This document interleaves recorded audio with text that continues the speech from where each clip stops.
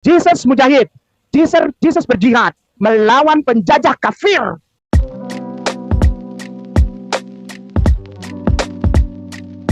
Assalamualaikum, selamat datang kembali di channel ini. Kali ini saya akan membahas kembali soal kainama. Dan memang bener kainama itu bahannya nggak pernah habis, guys.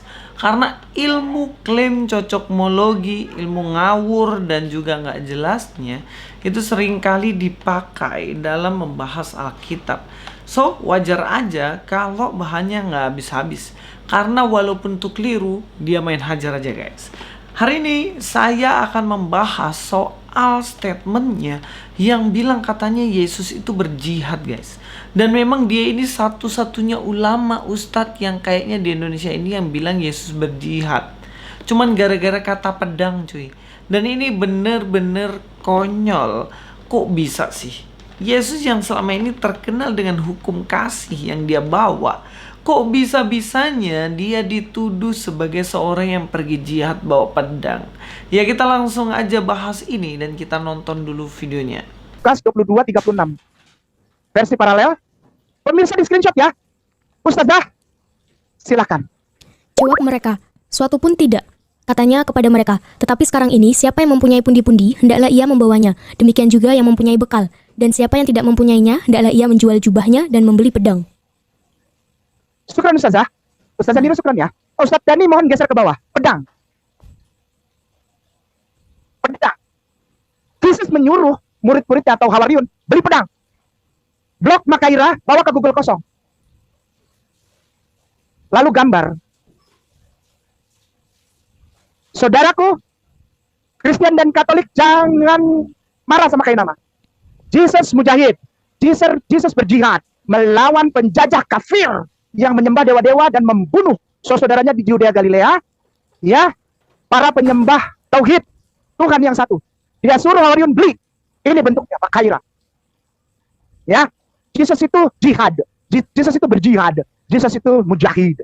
Dia perang terhadap orang kafir, penyembah Tuhan yang lebih dari satu, yang tidak bersunat, yang makan daging babi yang kemarin kita baca tuh di Makabe, ya. Kalau dia ambil di ayat itu, sebenarnya kainama ini harus benar-benar tahu bahwa murid-muridnya sebenarnya salah paham dan tidak mengerti apa yang dimaksud oleh Yesus. Di dalam Lukas 22 ya, kita coba amati dan cermati di situ. Dikatakan lalu ia berkata kepada mereka, ketika aku mengutus kamu dengan tiada membawa pundi-pundi, bekal dan kasut, adakah kamu kekurangan apa-apa? Jawab mereka, suatu pun tidak. Katanya kepada mereka, tetapi sekarang ini siapa yang mempunyai pundi-pundi, hendaklah ia membawanya. Demikian juga yang mempunyai bekal, dan siapa yang tidak mempunyainya, hendaklah ia menjual jubahnya dan membeli pedang. Oke, kalau kita melihat sampai di ayat ini, bisa jadi kita salah paham. Dulu Yesus pernah mengatakan supaya murid-muridnya kalau pergi nggak usah bawa apapun, bawa diri aja. Dan buktinya apa? Kekurangan apa enggak? Dan dikatakan enggak kekurangan apapun. Dari situ disampaikan bagaimana kalau begitu ya kamu jual aja, yang misalnya nggak punya apa-apa, yang punya apa-apa dibawa, bekal-bekal, yang nggak punya apa-apa jual aja dan beli pedang. Sampai di sini kalau ayat ini berhenti, maka kita berpikir bahwa oh, Yesus menyuruh untuk beli pedang. Tetapi kalau kita lanjutkan ayat ini, kita akan paham bahwa maksudnya Yesus bukanlah supaya mereka beli pedang. Mari kita lihat ya di ayat 37. Sebab aku berkata kepada kamu bahwa nas kitab suci ini harus digenapi padaku, ia akan terhitung di antara pemberontak-pemberontak. Sebab apa yang tertulis tentang aku sedang digenapi. Dan kata mereka, Tuhan, ini 2 pedang. Jawabnya, sudah cukup. Nah, perhatikan bagaimana pada akhirnya kisah ini ditutup dengan mengatakan bahwa mereka tidak menjual jubahnya, tetapi justru menatakan kepada Yesus, ini loh ada 2 pedang Yesus. Dan dia bilang, ya udah cukup.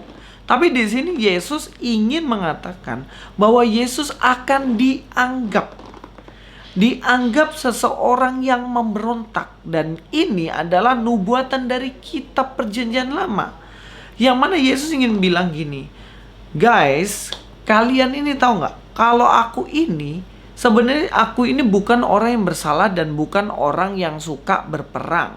Tetapi aku akan ditangkap dan dianggap sebagai seorang pemberontak. Makanya dalam teks ini dikatakan ya, ia akan terhitung di antara pemberontak-pemberontak sebab apa yang tertulis tentang aku sedang digenapi. Jadi anggapan semua orang tentang Yesus yang adalah pemberontak itu tergenapi karena ada murid-muridnya yang bawa pedang. Padahal bukan Yesus sebenarnya yang suruh untuk beli pedang. Karena itu sebenarnya teks itu adalah sindiran kepada kejadian momen yang mana nanti akan dilakukan oleh Petrus. Tapi kita akan bahas ke situ. Tetapi kita harus tahu terlebih dahulu bahwa Yesus dianggap sebagai pemberontak. Seperti yang saya bilang tadi, itu adalah penggenapan dari perjanjian lama. Kalau kita lihat ya, dalam Yesaya 53 ayat 1-12, kita sekalian sesat seperti domba, masing-masing kita mengambil jalannya sendiri. Tetapi Tuhan telah menimpakan kepadanya kejahatan kita sekalian. Jadi di sini yang jahat adalah kita. Ayat 7, dia dianiaya, tetapi dia membiarkan diri ditindas dan tidak membuka mulutnya. Seperti anak domba yang dibawa ke pembantaian, seperti induk domba yang keluh di depan orang-orang yang menggunting bulunya, ia tidak membuka mulutnya. Sesudah penahanan dan penghukuman ia terambil, dan tentang nasibnya siapakah yang memikirkannya? Sungguh ia terputus dari negeri orang-orang hidup, dan karena pemberontakan umatku ia kena tulah. Orang menempatkan kuburnya di antara orang-orang fasik, dan dalam matinya ia ada di antara penjahat-penjahat. Sekalipun ia tidak berbuat kekerasan dan tipu tidak ada dalam mulutnya. Sampai di sini kita tahu bahwa ini adalah nubuatan tentang Yesus, yang mana Yesus dihukum seakan-akan dia penjahat. Bahkan di antara penyalipannya, suatu saat nanti akan ada penjahat-penjahat. Dan itu tergenapi, apa yang dilakukan Yesus itu menggenapi ayat ini. Salah satunya juga ketika Yesus dianggap sebagai pemberontak. Bukan berarti dia adalah pemberontak, kita akan lihat. Tetapi Tuhan berkehendak meremukkan dia dengan kesakitan apabila ia menyerahkan dirinya sebagai kurban penebus salah. Ia akan melihat keturunannya, umurnya akan lanjut dan kehendak Tuhan akan terlaksana olehnya. Sesudah kesusahan jiwanya ia akan melihat terang dan menjadi puas. Dan hambaku itu sebagai orang yang benar dan akan membenarkan banyak orang oleh hikmatnya, dan kejahatan mereka dia pikul. Sebab itu aku akan membagikan kepadanya orang-orang besar sebagai rampasan, dan ia akan memperoleh orang-orang kuat sebagai jarahan, yaitu sebagai ganti karena ia telah menyerahkan nyawanya ke dalam maut. Dan karena ia terhitung di antara pemberontak-pemberontak, sekalipun ia menanggung dosa banyak orang dan berdoa untuk pemberontak-pemberontak. Dikatakan di sini dia akan terhitung. Dia dianggap sebagai pemberontak, terhitung sebagai pemberontak, sekalipun dia adalah orang yang mendoakan pemberontak itu. Dia yang menanggung dosa banyak orang. Jadi konteks pemberontak di sini kita harus tahu bahwa pemberontak yang dimaksud itu bukan berarti Yesus yang pergi jihad dan dia memberontak seperti yang dikatakan Kainama, tetapi dia pada akhirnya dianggap sebagai pemberontak karena kelakuan murid-muridnya juga, yang mana mereka membawa pedang itu loh. Karena kalau kita melihat secara keseluruhan, Yesus sebenarnya tidak menghendaki yang namanya kekerasan. Coba perhatikan, apakah ada Yesus mengajarkan tentang kekerasan? Kalau dia menyuruh orang membawa pedang, orang menyuruh Yesus mengajak jihad dan lain-lain, apakah Yesus ini sebenarnya mengajarkan kekerasan? Kan nggak ada sama sekali kan. Bahkan dalam Lukas 22 ayat 47-51 ya, waktu Yesus masih berbicara, datanglah serombongan orang, sedang muridnya yang bernama Yudas, seorang dari ke-12 murid itu berjalan di depan mereka. Yudas mendekati Yesus untuk menciumnya. Maka kata Yesus kepadanya, "Hai Yudas, engkau menyerahkan anak manusia dengan ciuman." Ketika mereka yang bersama-sama dengan Yesus melihat apa yang akan terjadi, berkatalah mereka, "Tuhan, mestikah kami menyerang mereka dengan pedang?" Perhatikan ya, murid-muridnya meminta dan menanya Yesus, haruskah, mestikah kami menyerang mereka dengan pedang? Nah, inilah yang dibilang Yesus, yang mana pada akhirnya Yesus dianggap sebagai pemberontak karena ternyata murid-muridnya udah punya pedang. Ya sebenarnya kalau Yesus mau ngomong ya nggak usah pakai pedang, sebenarnya kan gitu. Tapi karena mereka membawa pedang, maka Yesus dicap pemberontak. Dan ini sesuai dengan penggenapan yang disampaikan oleh kitab Yesaya. Dan lanjut ya, ayat 50, dan seorang dari mereka menyerang hamba imam besar sehingga putus telinga kanannya. Tetapi Yesus berkata, sudahlah itu. Lalu ia menjamah telinga orang itu dan menyembuhkannya.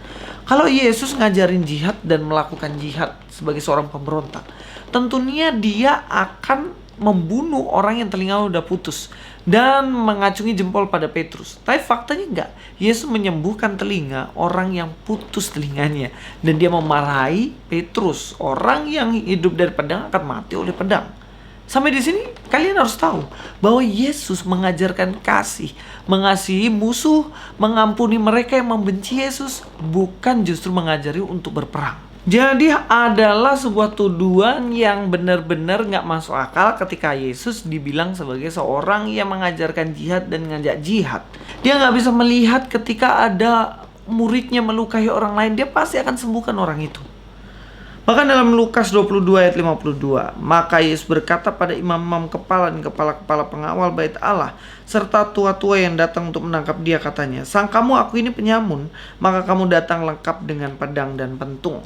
Ini mengkonfirmasi lagi tentang pikiran banyak orang yang mengatakan bahwa Yesus ini seorang penyamun, Yesus ini seorang yang pemberontak dan lain-lain.